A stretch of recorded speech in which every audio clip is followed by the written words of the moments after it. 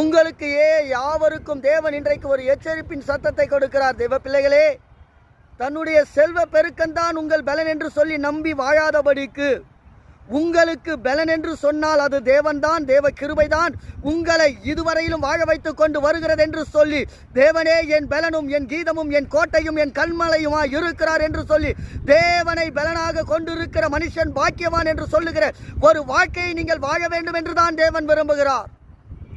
தேவ பிள்ளைகளே, இந்த நாளிலும் கூட நீங்க ஒரு முடிவெடுங்க. உங்க பலன் உங்கள் செல்வம் என்று நினைக்கிறீர்களா? இந்த ஒரே ஒரு நொடிதான். ஒருவன் மரித்து ஒன்றுமில்லாமல் இந்த பூமியிலே வாழ்க்கை பூஜ்ஜியமாய் மாறி போகிறது.